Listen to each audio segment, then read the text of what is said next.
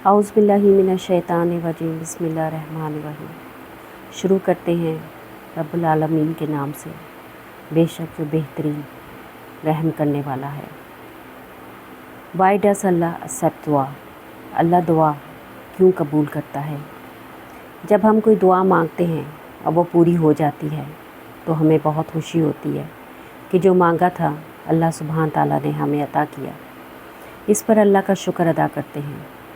अब ज़रा ये सोचें कि अल्लाह सुब्हान ताला तमाम जहानों का रब है, तमाम आलम का परवरदिगार है, इसको हर शय पे कुदरत है और सबसे बढ़कर ये कि इसको हमारी किसी भी तरह की कोई ज़रूरत नहीं है।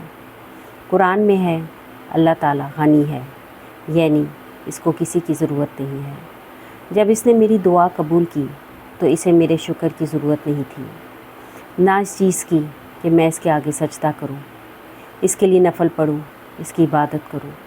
अगर इसको सबकी ज़रूरत नहीं थी तो फिर इसने मेरी दुआ क्यों कबूल की, जबकि इसको पूरी कुदरत है कि वो मुझे अता करे या ना करे।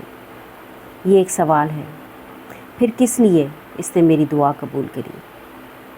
सिर्फ़ मेरे लिए, सिर्फ़ और सिर्फ़ मेरे ख़ुद के लिए कि मैंने अल्लाह सुब्हान ताला से मांगा था और वो मांगने वाले को खाली हाथ नहीं लौटाता। इसकी रहमत ही ऐसी है, इसकी शान ही ऐसी है। वही मेरी परवाह करने वाला है, मेरी फ़िक्र करने वाला है।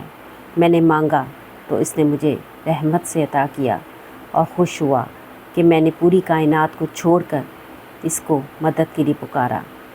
क्या है कोई ऐसा इस दुनिया में जो पूरी ताकत और कुदरत रखने के बावजूद किसी कमज़ोर की पुकार सुने और इससे खुश भी हो कि इसको मदद के लिए पुकारा गया? सुबहान अल्लाह, बेशक हम सब का रब ऐसा है। अल्हम्दुलिल्लाह व शुक्र रब्बिल आलमीन। हम अल्लाह सुब्हान ताला से दुआ करते हैं कि वो हमेशा हमें अपना मोहताज रखे और हम हमेशा उसी से मांगते रहें। आमीन या रब्बिल आलमीन।